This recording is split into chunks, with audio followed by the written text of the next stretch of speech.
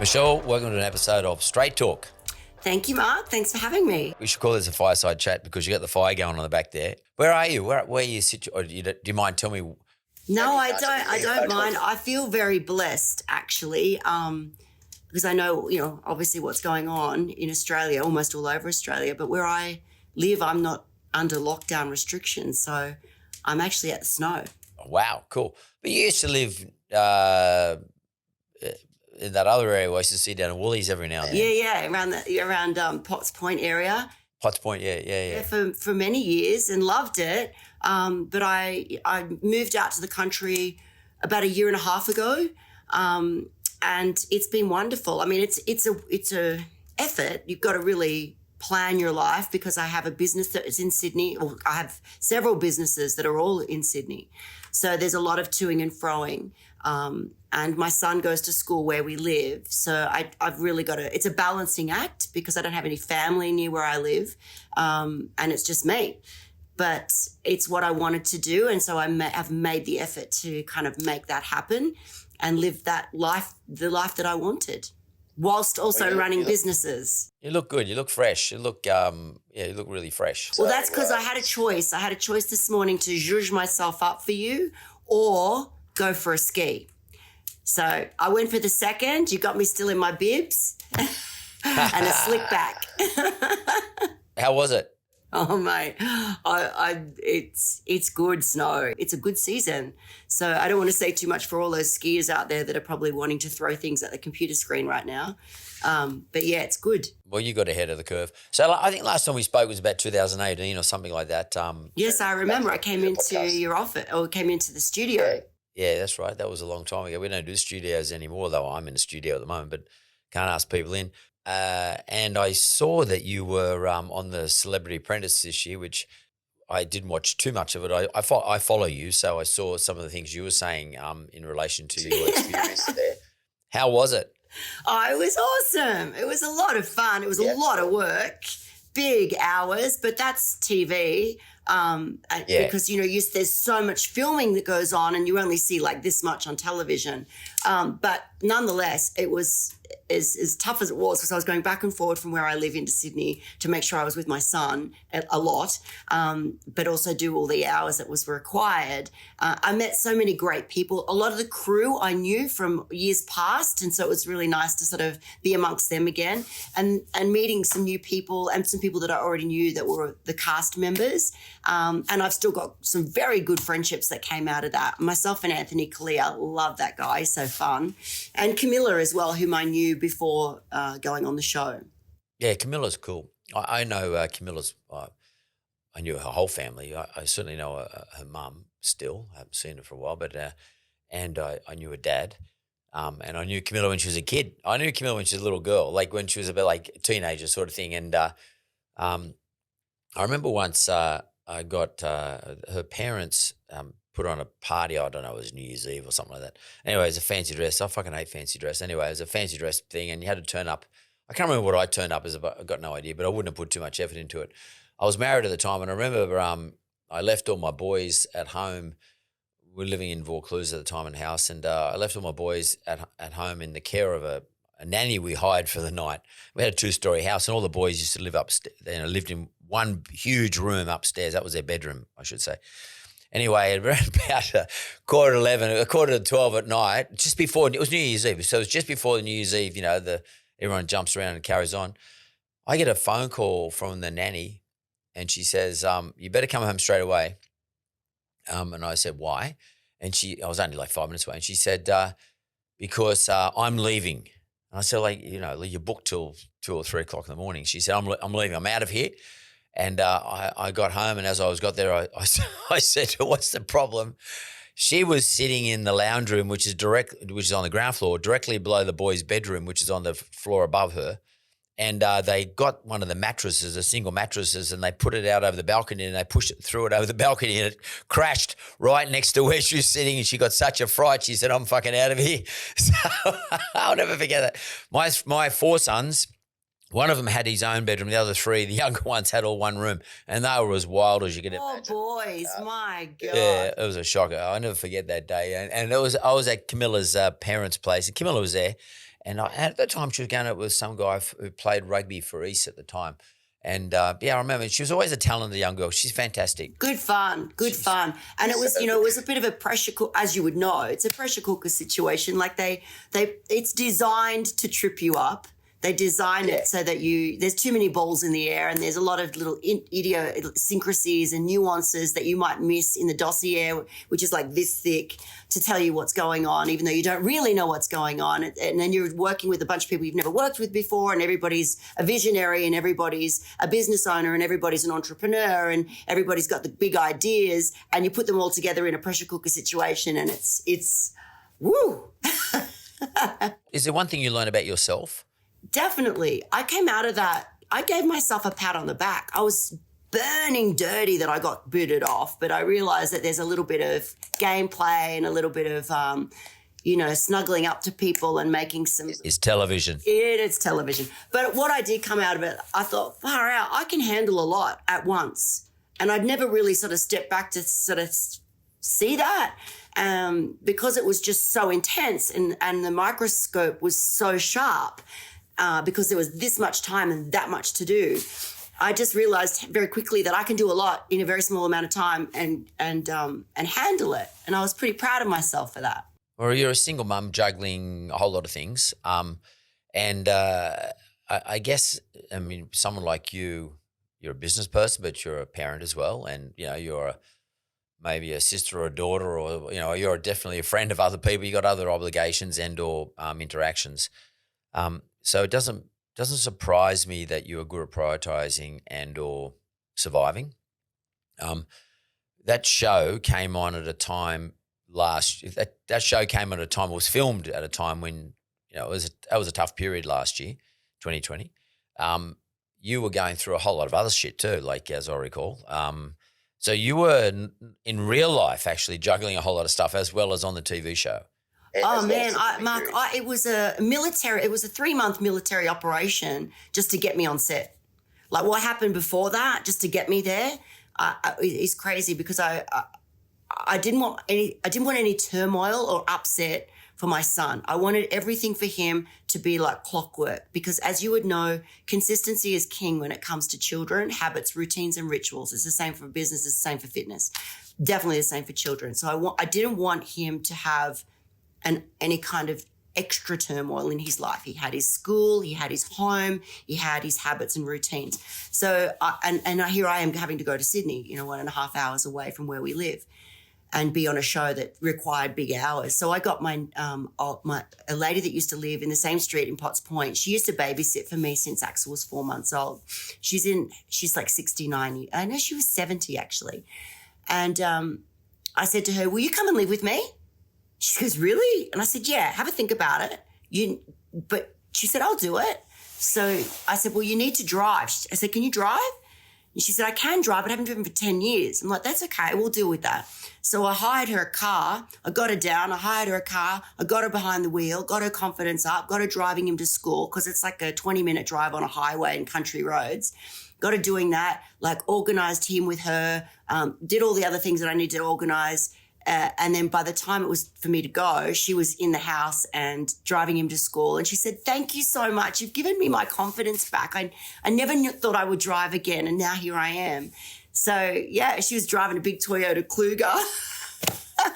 And then she would come in. I'd go home and then she'd come with me into town. And we had an apartment in town and she'd stay in town with him because he was only 3 days at school at that time. So I was having more time with him. So his life stayed the same, and I was in it a lot. So I didn't just disappear. So all of this had to happen for me to be on the show. And that's a pretty good sort of pretty good proxy for the way, generally speaking, way people should conduct business. Because at the end of the day, what you were doing in the Celebrity Apprentice wasn't some sort of weird frolic of your own where you're just sort of, going in there to have a bit of fun. I mean, there's business reasons behind why people do the Celebrity Apprentice a lot of the times. And you got to look after everybody when you're in business, whether you're doing the Celebrity Apprentice or you just run a shop, a cafe, it doesn't matter, or you're just affected by COVID and you have to go somewhere else to do whatever it is you're doing. Or even if you've got to stay home and run your business from home. you got to plan for all those other things around you and work out what's important, how to prioritize these things. So that's a pretty good example of, because people wouldn't look at Michelle Bridges and go, oh, wow, she has to look after a kid and plan for those sorts of things and ring up a 70-year-old friend to come down and organise a Kluger to drop him to school. I was also still running my businesses at the same time. And I've got a great team and I've got a great management group, but I still have to be there. I still have to be under the hood and making sure that I'm, across what's going on. So there was all of that going on in the background as well, as even though they just said, Mish, just go and do the show. We got it. It's okay. So I felt confident with that. But, it's true. Like even with my 12-week body transformation business, we had decided, I'd been thinking about moving the office for probably 6 months. I knew it needed to happen. We needed to move spaces because the space that we had was just too big for us. We just didn't need it. And it was a cost that I could reduce within the business. We still need an office. It's important for my team to come together and be together at times during the week. But we can also do this work from home. So anyway, I finally sort of got up the gumption to move a 7-year-old office that's been there for 7 years. You can only imagine how much stuff we had. It was a massive undertaking to do the move, plus still run the business and have it all operating smoothly. We got it done and we moved out of our office and home while I negotiate the new office. I just said, everybody go home. Let's catch our breath. You work from home. I'll negotiate the new office and then we'll go there. Now, we moved out of the office on the Friday, and on the Saturday, Sydney went into lockdown. Huh. I was like, someone was looking out for me. So we're still at home, working from home. We had pre-prepared that 3 months earlier, so everybody just hit the ground running when they got there. And it was just a stroke of luck that it just happened that way. I mean, obviously there's no luck in going into a lockdown, but just the way that it rolled out. So everybody's obviously still working from home now, and who knows how long that's going to be for. So I got, the last day of the office, everyone was already working from home by Thursday. The Friday was the last of the removalists. And then Saturday, Sydney went into lockdown. So many years ago, I read a book. Well, I was actually given the book. I went for, I was really pretty young. I was in my late 30s or something like that. And I had to go for an insurance stress test, where they put you on the running machine and they hook you up with all these things. And I got through it, no dramas, etc. And anyway, I was talking to the dude there who was like a heart specialist or something like that. And he said to me, I said, why do you call these things stress? He said, we're stressing the heart. He said, because I thought it was meant as a test about how stressed out you are. That's because I was only young. And he said to me, well, that's not what this is about. It's about stressing your heart and see how your heart responds. But he did start to talk to me about the effect of stress on us. And he gave me this book to read, or he referred me to this book, and I read the book. I don't remember the name of it. I don't remember the author, but in this particular book, they give you a point score. There's a point scoring system, and it's like up to 11.5. And there's a half point here or a point there. And they give they tell you various things in your life that can occur, and they attribute points to those. And if you get to 11, I think it was, then the outcome is that you would expect within the 12 months following that period a physical trauma of some type. So you might have a heart attack, you might have a physical breakdown, whatever, some sort of physical trauma. It could be a back injury or something like that. And they had done a lot of studies on this and saying that, and some of the things that they talked about, for example, and you just mentioned them, one was changing jobs. And there was like 2 points associated with that. Getting married, it doesn't have to be bad stress. Yeah, moving house, moving office. Moving house, having a child or a divorce, starting a new job. And, I guess COVID wasn't around those days, but, putting up with COVID probably. Global pandemic. Probably is about, global pandemic probably should be 5. So, but when I think about what's happened in your life in the last 12 months, you've had the breakup. Oh man, I've had everything. My girlfriend, one of my girlfriends, right? She's like, "Oh, Mishy, you've had such a tough year. You've had everything that you could have possibly, all those big moments in your life. You've had them all happen in almost at the same time, simultaneously." And another one of our friends, this is before we had to not be. That's just before we could come together. she's like, oh, I don't feel like I want to come to the barbecue this afternoon because I'm feeling not good about the fact that I've put on COVID weight. And my girlfriend Louise goes, oh, don't worry. Like, Michelle's coming and her life is shit right now. So, you know, it can't be any worse than that. I said, thanks, Lou. Well, but how is it that you don't only look to me like someone who's, you look like you're glowing. You look like, to me, you're actually thriving. To me, I don't know, maybe you're a fucking great actor or something. I don't know what the deal is, but like you look really good. And I don't know, maybe Michelle Bridges can debunk the theory that I read 30 years ago, but you look really good. So, but what's your secret? What do you do? Like, how do you deal with this shit? I mean, like, what do you? Is it training? Is it food? Or is it a combination of everything? Or is it is it your relationship with your little boy? I mean, how old is he now, by the way? I don't know, maybe it's 10 years ago I saw him. I don't know. How old is he now? He's 5.5. So he was about 2.5, I think, or 2 when in 2018, yeah. Yeah, okay. So, but I remember seeing you guys in Woolies or something like that. Seen us down the street, yeah. Yeah, walking up and down Macleay Street, some of that. But like, what are the elements that Michelle Bridges consciously looks at? Do you meditate? I mean, what are the things you do? What do you do? What would you tip to other business people? I do meditate, but like I'm no guru at it, and I'm pretty shit at it sometimes because my mind wanders. It's like my mind is like herding cats, you know, you just get on track and then you go again. So I use an app sometimes to help me with that. And like, I think my exercise is probably my time where I have a form of meditation, I suppose. Yeah. But really, in those dark times, and they were dark, Mark, like, fuck. It was, I can imagine. It was pretty shit. And it just kept getting shitter. I really needed my family, and I really needed my friends, and I reached out because my friends know what I'm like too, because they're like, when stuff goes down for me or things get tough, I sometimes isolate myself. I tend to do that.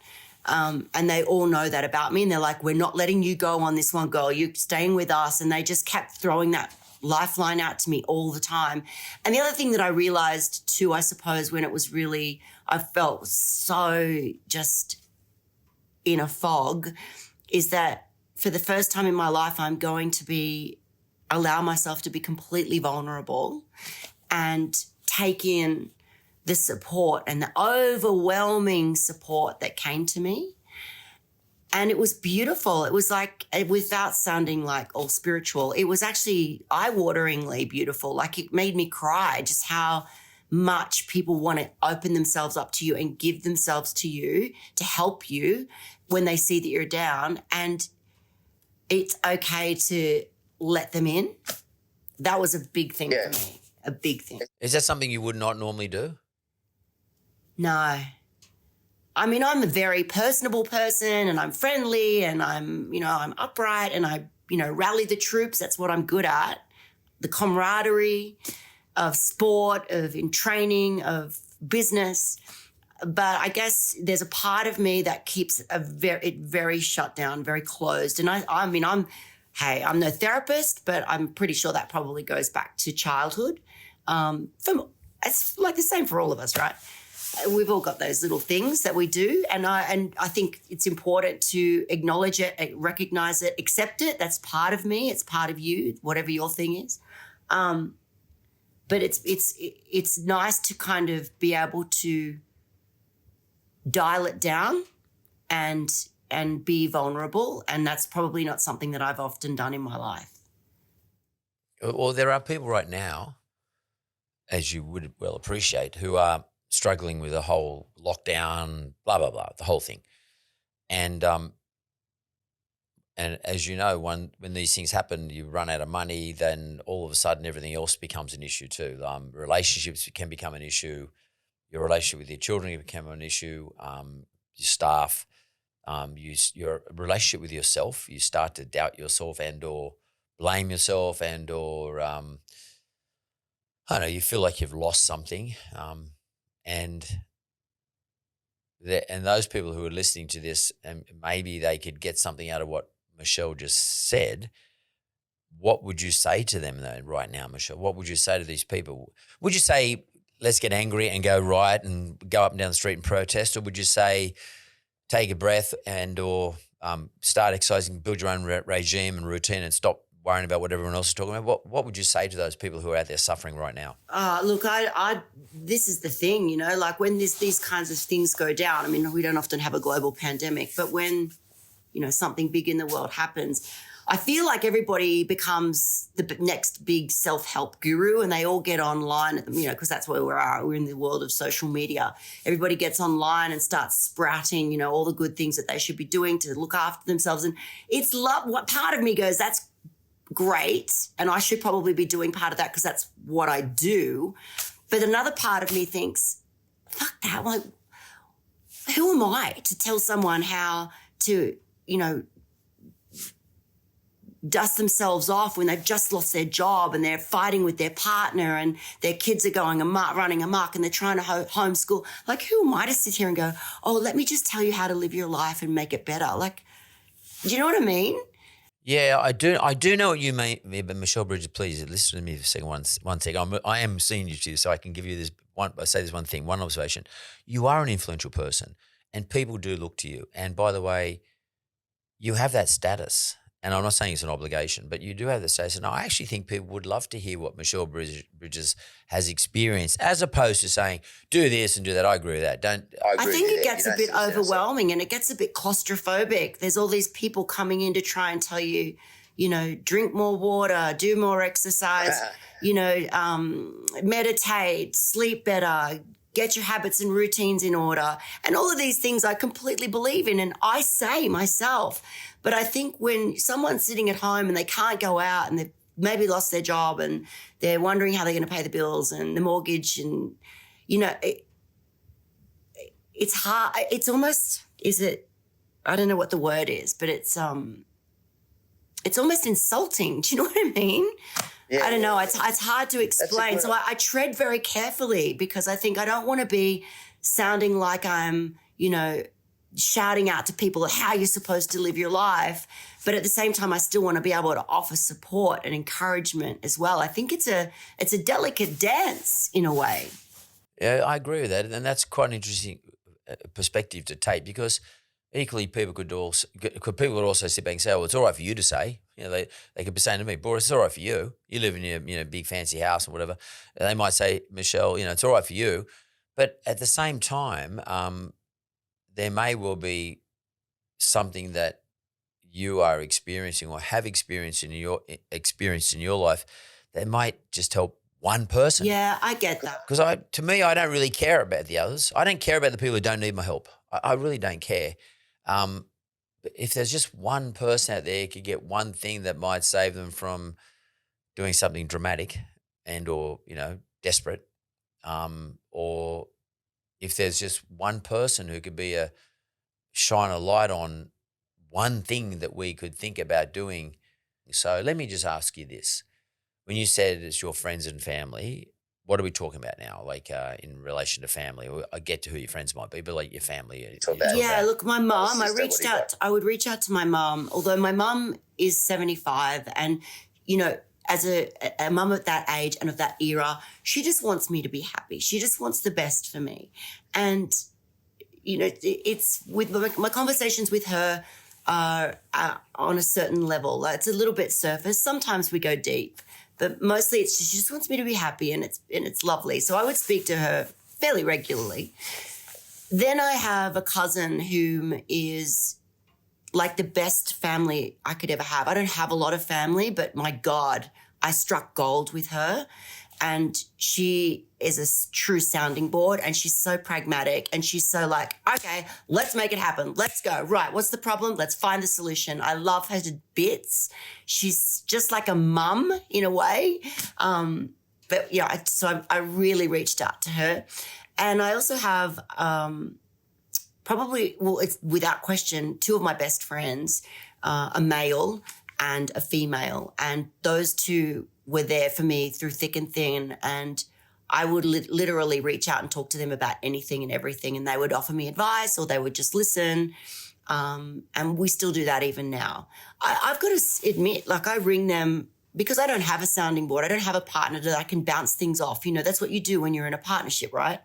And so I ring them and I'll say, what do you think about this? Should I do this? Am I overthinking it? Like, da, da, da, da, da. So they go, yeah, you're overthinking it. Like, shut up, just get on with it. Or they'll go, okay, that's an interesting concept. What about this?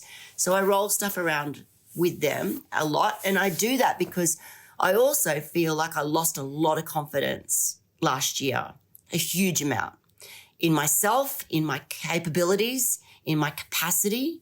And a lot of self-doubt started creeping in. I'm being completely honest right now.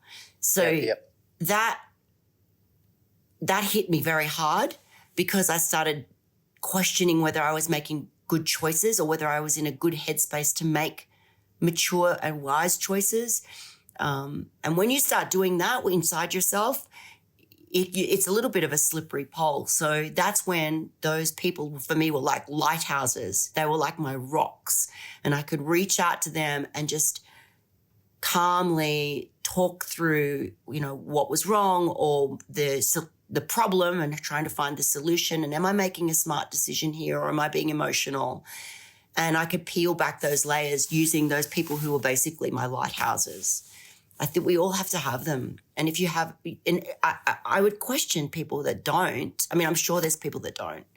But, you know, if you can reach through your life, the people that are in it, and find them, then they're an incredibly powerful asset for you, particularly when you're starting to doubt yourself or you've lost a bit of your confidence. A big part of that process, though, is the very first step is accepting that you're vulnerable. Because if you don't accept you're vulnerable, you're not going to reach out. You're going to say, oh, fuck it, I don't want to tell anyone what's going on. I can handle this myself. I'll sort it. I mean, how did you accept vulnerability? Was that something you had to accept, or that's actually normal for you? No, it's not. Like, I'm not used to being as raw and vulnerable, you know, back last year ever before in my life. So it was a whole new ball game for me, I suppose. I mean, you know, everybody has ups and downs, but there was just a lot of stuff going on for me at that point. And so I did lose my confidence and I did feel extremely vulnerable, and it was a whole new experience. And the people, like I said, that were close to me, I was able to reach out to, and they were there. And I think you very quickly realize when stuff goes wrong, those people that are around you that are the real friends, because they turn up immediately and they're always there. But also, you know, I think to my 12-week body transformation and all of the people that are inside of that program, the members are extraordinarily loyal and incredibly passionate about what we do. Like, they're my people. They all just came in. So I was very fortunate in that way. But also at the same time, it's a two-way street. You've got to let people in as well and allow it and own it. You know, that's the key. You got to own it, and then you can move through it. Own what though? Own the fact that you feel like shit, you lost your confidence, or own the fact that you don't know the answer to the question. Yeah, or that, whatever the issue is, like, you know, if you've fucked up in business, you've made a big mistake. Like, okay, here's a great example. Look at the government right now. They needed to own it, and finally they have. When you own it, then now you can move forward because people respect you. People have empathy and compassion. But it's not until you do that you're kind of up against it and you're not even owning it to your own self. So this is whether it's a personal issue, whether it's a business issue, whether it's a family issue with your children. You know, I think when you can, you know, acknowledge that maybe you effed up, that maybe that your behavior wasn't that great at that point, that maybe, you know, you weren't listening, but now you are. And now you're heard. I'm listening to you now. Like those kinds of conversations. I only just had one, like literally on Friday, as I was driving down here on the phone with some of my staff about being heard. You know, there was an upset, and I got on the phone to the different people that were involved, and I said, listen, we're not in school. We're mature people. Let's own it. Let's talk about it. Let's get it on the table, and then let's piss it off and move on. And that's exactly what we did. And now, but if we'd swept it under the carpet, as so many of us do when it comes to either health or weight loss or weight gain or issues with our family or issues with our partner or issues at work, you sweep it under the carpet. Guess what? Your carpet starts looking like this. Clean it out. Do you, let's say it's weight, for example, some people, and you were on the show where everyone was losing weight, and it wasn't really about losing weight. It was usually about something else. Is it about something else? Is it about the fact that I'm not, but I'm just making this up. I might be putting a whole lot of weight on. I can't seem to lose it. I can't get myself into routine. I can't eat properly. I still eat shit all the time. Is that about them accepting something else about themselves? Not the fact that they're overweight, but accepting something else is bothering them. How much of that is involved in your business environment, your customer? It's a little bit horses for courses. I would say that there's the majority of most people, there is some kind of underlying issue, whether they're lying to themselves or they're, anesthetizing themselves through food or whatever.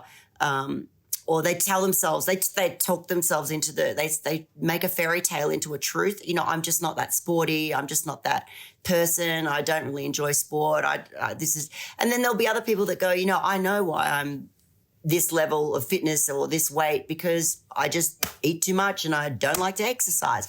And I accept that. Fair enough. I still would like to unpick that a little bit and sort of say, okay, I think you've just talked yourself into that for so long that you've started to believe it as a truth, and it's actually BS. So I've worked with plenty of people who've spoken like that to themselves for long enough that they start to believe it, and then we've unraveled it, and they haven't become a superior athlete, but they've got themselves moving 3 or 4 times a week, and they're eating a little bit better, and they've dropped a few kilos, and they feel bloody good about themselves, and their mojo and confidence is back, and they're like, shit, I didn't think I could do that. And I was like, well, you can. So it is horses for courses. I've had plenty of people that I've worked with that have had extreme trauma in their childhood, and, potentially those strings are still pulling on them and causing all sorts of upset in their adult life. It's very individual. But it's fascinating. I love that. That's the kind of stuff I love digging into, because, like I always say, the 12-week body transformation is an empowerment program. That sounds God, I can't even believe I said that. It sounds like such a wanker. No, but it's sort of but it's just a shit word. That's all. The weight loss and the fitness is just a byproduct of the work, and the work is finding yourself again. God, that sounds so wanky again, but it is. It's about that's just a byproduct of regaining your mojo and your confidence and your self-worth. People just become more worthy of themselves. What's interesting to me in those situations is those people are Michelle Bridges, who reached out to her friends. Those people are people who have lost their confidence, lost their mojo, lost their confidence, have an outcome which is not all that pleasant, and they're reaching to Michelle Bridges, or they're reaching out to the 12-week body transformation program to actually give them help them accept their vulnerability and restore their confidence and start to rebuild again. But many of them don't realize that. Many of them just come because they want to lose some weight. They want to lose some weight. Maybe they want to get fitter, but they want to. And when they stay around for the 12 weeks, and in many instances, I spoke to a lady on Thursday on Zoom who's done 21 rounds of the 12-week body transformation. Not everyone's done that many, but, when they stick around for one round and they do it fully, or they, maybe do a couple of rounds, they go, oh, hang on a minute. I have learned so much more about myself. And yeah, it's great I've lost the weight, but I've found parts of me that were either dormant or that I didn't even know existed. Now that's cool. And that was Michelle Bridges when she did the show. See, what you're telling me, what I find really interesting here, is what you sell well, that's what your service that you provide to your customers, consumers, followers, audience, etc. Is exactly what you experienced in relation to yourself. You didn't have to lose weight or get physically fit, but you had to get yourself mentally fit, emotionally fit. You actually went through probably a 12-week, maybe a 36-week, I don't know what. You went through a period of transformation yourself by reaching out to your friends and admitting your vulnerabilities and getting yourself in on a program of, trying to change your life. And like the Celebrity Apprentice, to some extent, is one of those things where you challenge yourself and you realize, shit, I am good at this stuff. I am really good at juggling all this stuff. You said it right at the beginning of the first part of the show.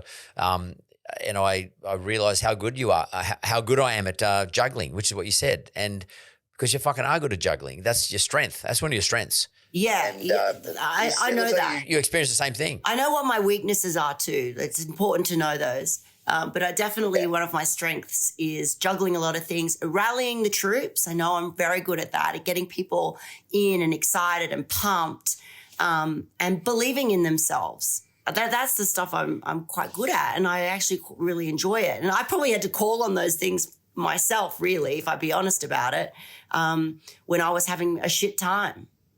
Yeah. Yeah, that's interesting. And do you think that people should?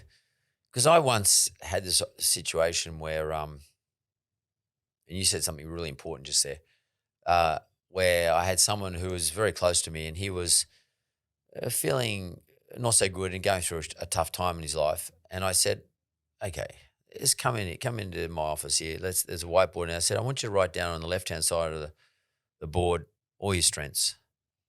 I want you to write on the right-hand side of the board, because I'm left-handed. I want you to write on the right-hand side of the board all your weaknesses.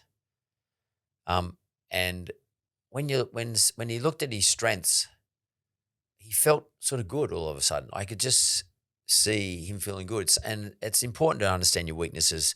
That's really important. But it's really important to give yourself a pat on the back every now and then, and give yourself an uppercut around your weaknesses, but give yourself a pat on the back every now and then. Yeah, I definitely believe in that, Mark. I definitely believe in that.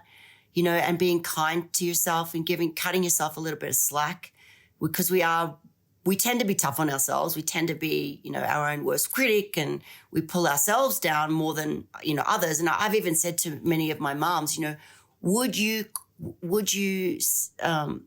feel if you knew that your 7-year-old daughter internally was saying, you're useless, fat cow, like you don't deserve it. Like of course, you're never going to blah, blah, blah, blah. How would you feel if she was saying that to herself? So why are you? And I guess sometimes we have to look at someone else or put an example like that in front of people to bring it back, because we never think of it. We would never want that for someone else. We would definitely never want that for our own child. Did any of your friends say that to you when you were losing your confidence and you were reaching out? Did anyone say, listen, stop carrying on. You're good. You're great. Got to get back on the wagon. Oh, yeah, definitely. Yeah. In fact, I've got 3 really, really people that will just say, give it to me like that. 2 are married, and one is another friend. And they'll 3 of them know each other and know me, and all 3 of them would say exactly the same. One's a bit softer. The other 2 are tougher. And I presume you say the same back to them.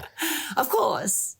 Yeah. And it's all with love, because they want to see the best for me, and I want to see the best for them. And this is probably going off topic completely, but, the 2 that I'm talking about that are married, I had a very straight conversation with them, and this was during COVID, the first time, because my son, Axel, was, and they're like his auntie and uncle, right? That's how close we are.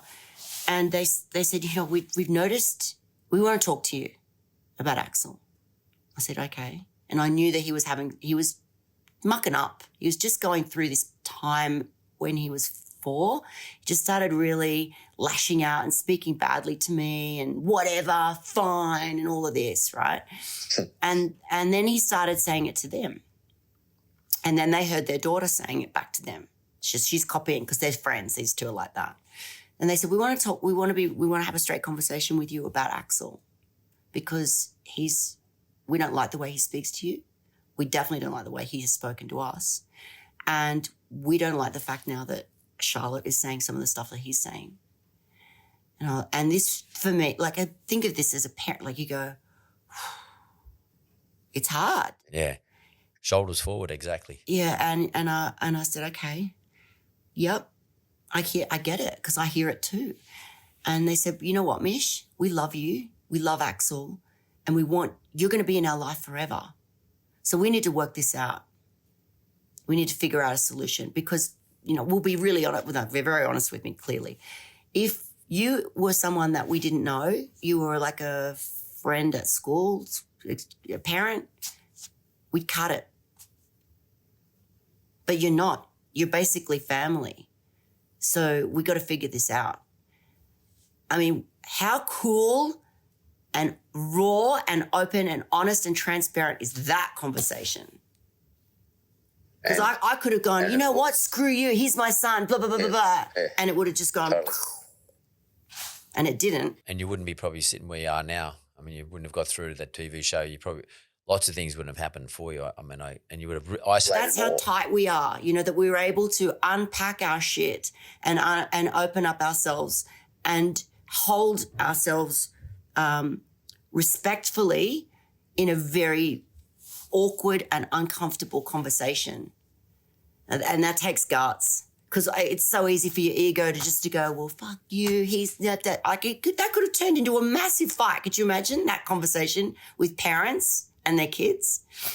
Yeah, I can imagine. And it's funny, like, again, I mean, I can see correlation between that point you were just making and the story you just gave me to people who are currently in the business environment. I've been saying for a while, look, it's one thing, we're all shitty about what's going on, the government lockdowns, all sorts of stuff. Like I get it. I 100% get it. We're all shitty and we all try to find someone to blame. We all try to be reactive.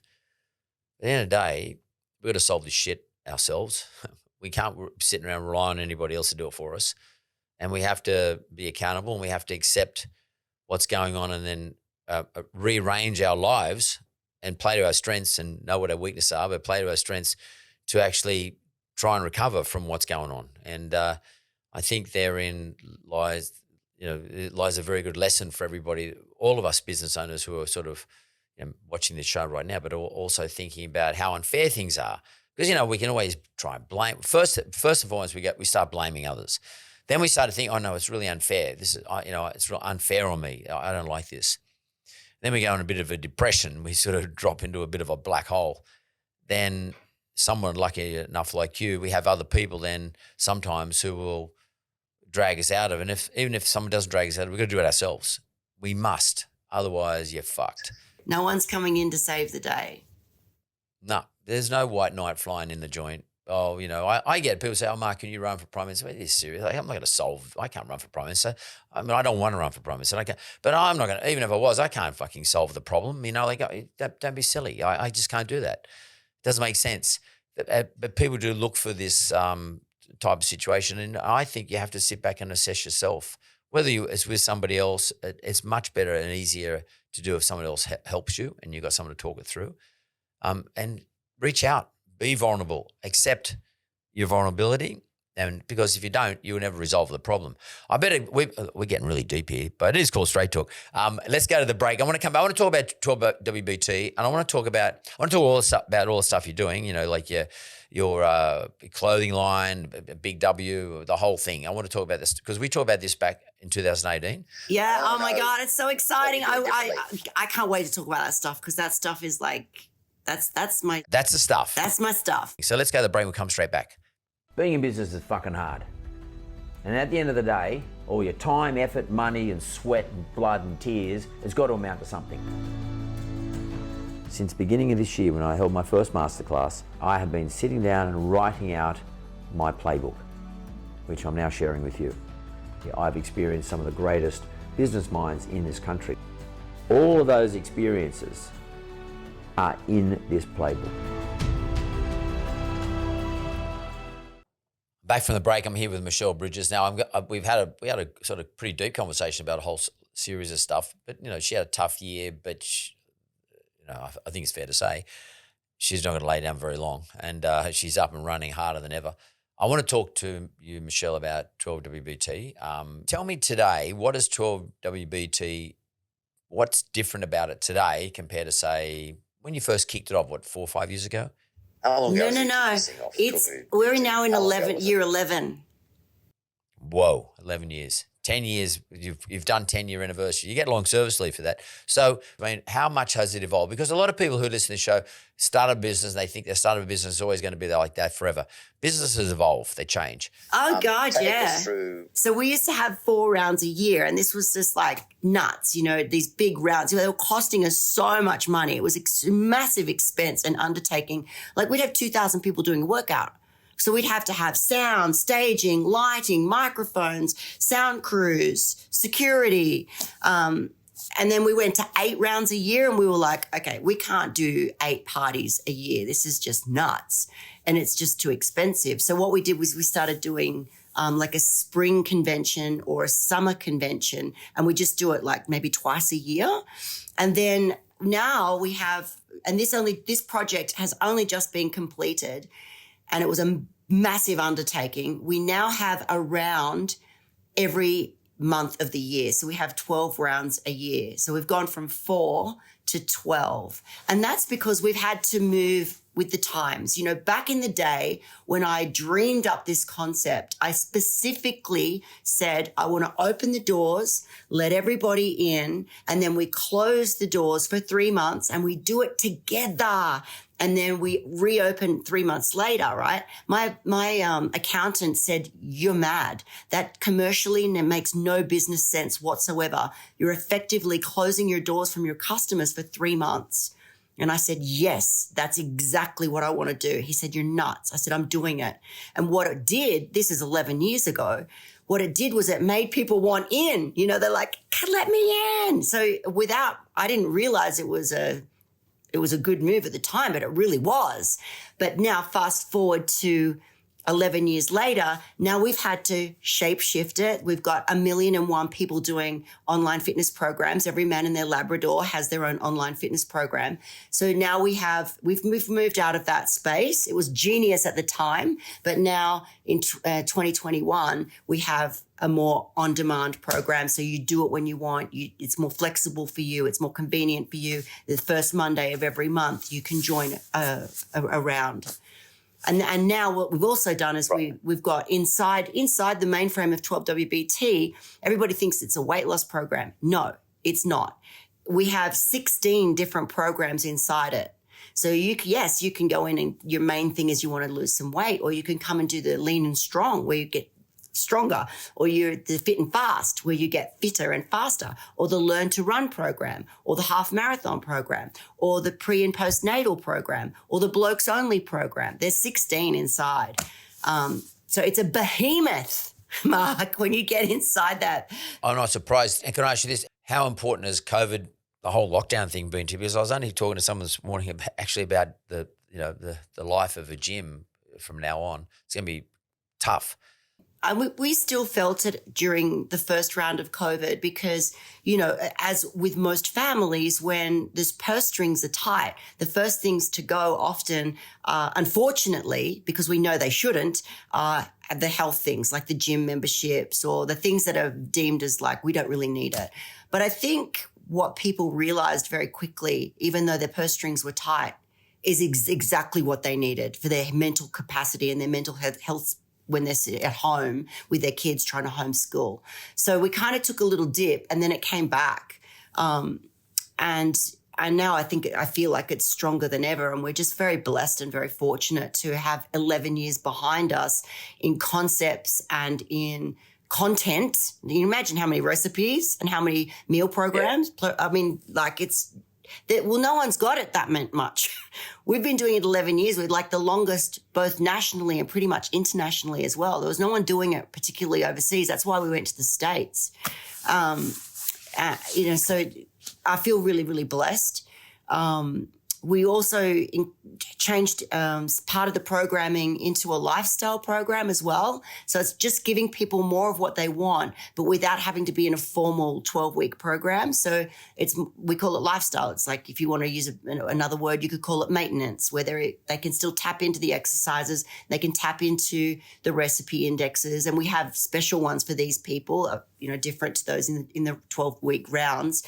And they can dip in and out, and they can make their own playlist and choose their own adventure kind of thing. And that sort of keeps them rolling along. And then every now and again, they might dip back over here and do an actual 12-week just because they feel like they need a tune-up. There's some people that just live and die by it. They just say, it makes my life so easy. I know what I'm doing. I know what I'm doing for training. I know what I'm eating. I know I've got my recipes. I've got them planned for the week. I do my effective and efficient cooking on a Sunday, so that sets me up for the rest of the week. I'm organized. It puts people back in the driver's seat. So it gives them structure. Yes. And the big thing we do is eat. Food is our friend. We need to make friends with it. But to do that, we've got to shop, we've got to cook, we've got to clean, we've got to prepare, we've got to think. We've got to think about it. This is sort of taking the thought process about it and allows them to concentrate on other things. I love that whole structure, that whole idea of structure. But it still teaches them to get handy in the kitchen. That's what I love. Like, it actually, people go, my God, I actually don't really know how to cook. But now I actually feel like I can actually cook a few meals like straight off the bat because I've been practicing them. It gets people back to something that we've lost in our society in many instances, where that they've got these beautiful kitchens in these homes and they're not getting used because everyone's doing Uber Eats or takeouts. And they've got these great bodies too. We've got this great functional body that can do a whole lot of stuff. And a lot of people think, I'd like to exercise, but I don't know how. I don't know where to get started, and I don't want to do it in a gym because I'm going to be embarrassed. That's fine. We've got plenty of the lounge room stuff and plenty of stuff that you can do outdoors as well. And there's a real mixture of, if you don't like weights, fine, don't do weights, do this. You don't like cardio, that's okay, do this instead. You like interval training, great, we got you covered. It's taken me 11 years to build a library such as this, and it's extraordinary. And then, of course, inside of that, our what we call our mindset lessons. So it's talking about all the different issues that crop up, whether it be from motivation, that's a big one, whether it be injury, whether it be making a comeback, how to get started, the blame game, all of these different self-sabotaging techniques, all that sort of stuff that we've learned I've learned over the years, and we kind of snapshot them into little video mindset lessons. So you can click in and just watch one and go, okay, yeah, I didn't think about it like that. Good. So it kind of just helps people along the way. It's an amazing amount of content, and it takes a long time, hell of a long time to build that content, as you said. And it's sort of a bit of like a rolling stone. It just keeps gathering. One of the things that's really important at the front of all that, though, is the brand, which is Michelle Bridges is the brand. I mean, I know that your Tour WBT has its own life, but Michelle Bridges sort of, in my view anyway, sits at the front of it. How do you feel as though you keep yourself relevant? Because it's hard to keep relevant over an 11-year period. That's not an easy thing. Oh, no, 100%. I completely agree with you. And you've got to stay front of mind, and you've got to keep, looking at ways in which you can, be a part of this magazine who wants to talk about, the 5 ways to stay healthy during COVID. You want to be that person that gets that gig. Or you go on a show called Celebrity Apprentice where you remind people of who you are and what you stand for and what you do. And they're like, oh, yeah, that girl, that's right. Or you need to stay top of mind. Social media is great for that because you can dip in and out of it. So PR is important. The MB banner sits here, and then underneath the MB banner is like the 12-week body transformation, MB Active clothing, MB Active fitness gear, MB Active kitchenware, then books, then public speaking. They all kind of sit underneath the MB banner. Look, I think it's important to stay relevant, but it's also equally important to stay yourself too. Because otherwise, if you try to start changing yourself and who you are, and then you become completely inauthentic. And you have evolved naturally. You just mentioned activewear. You've launched something recently? Okay, so 10 years ago, Mark, I humbly left. I was a Nike ambassador and then I was an Adidas ambassador, and I loved it and humbly, left, but just, it was great, but it just didn't stand for who I was. These were big companies, like amazing global companies, and I was wearing incredible gear, but like $120 pair of tights. So I decided that wasn't speaking to me personally and what I was trying to achieve by getting Australia moving. So I stood by my philosophy of, the middle Australia and more mums and dads and, a mum with 3 kids and a mortgage can't afford $120 for a pair of tights. So I left Adidas and I pitched a concept to Big W, which was what MB Active is now. And people were saying, you're leaving Adidas and you're going to go to Big W? And I'm like, yes, that's exactly what I'm going to do. Because I knew we could do it. I knew we could make technical fitness wear at a reasonable and affordable price. But I said to them when I did the pitch, I'm really adamant about this. I want to go to size 26 because every company I've ever worked with, every fitness clothing label there is in the world finishes at 14 or 16. So we broke absolute major ground when we went ahead, when they agreed to it, and we did up to size 26 in the fitness clothing range. And that's been going now it'll be 10 years next year. We did a children's wear range a few years back, and we've just relaunched that children's wear range this year called Mini Me. And that's, it's just so much fun. It's mums and daughters that can wear similar outfits, and we're doing more unisex clothing now as well. So it's been around for nearly 10 years next year. We've been doing it. We were the first to do plus size fitness clothing, and it was so exciting when we did it. So just in sort of summary, what I've just get from Michelle Bridges is that, for 11 years you've been building this massive wad of content about pretty much covering off what anybody may want to use to participate in any form of fitness for whatever the reason is. Could be weight loss, whatever the cat happens to be. And on top of that, you've got a whole series of products that help them attain those things. And then you also got a whole lot of qualitative stuff that sits behind that too, as to why you might want to attain those things, and the sort of things that might confront you during the process, like emotionally and mentally. My last book was number 17. So there's books that sit alongside that as well. And inside of them, there'll be all of those 3 main fundamental topics, which is exercise, nutrition, and mindset. And they kind of it all sort of fits together. I mean, it's really it wasn't like I was set out to do this right from the start. It definitely just evolved organically, but everything makes sense. Like, it's what I do. Like, I'm not going to go out and start selling bed sheets. That doesn't make any sense. Everything that's inside of what I do is authentic. It's real. It's me. I'm out of time, but I just want to say this to you, and I think it doesn't matter. You don't need it's all right. We're friends, Mark. You can say it any which way you like. I want to say this to you. You have dealt with all your various confrontations and things that have come into your life that are tough to deal with, unbelievably. And the thing that I get out of this conversation, as opposed to when we did our last podcast, is what seems to be in your business in terms of its content. If I was the best way to describe your huge amount of content and huge amount of products is an honesty. And 12WBT and all the stuff that you've got in there is just honest. It's real. Probably real is a better word. It's honest. And I think the Michelle Bridges brand persona is real and honest. And this whole conversation today is, especially the first part, was real and honest. Thank you. I do pride myself on that. Like, I just feel sometimes like I love my industry. I started teaching classes when I was 14. I love my industry. I love what I do. And I love watching people come through the ranks, and I love watching new ideas and all the different, things that have happened across the decades in the industry.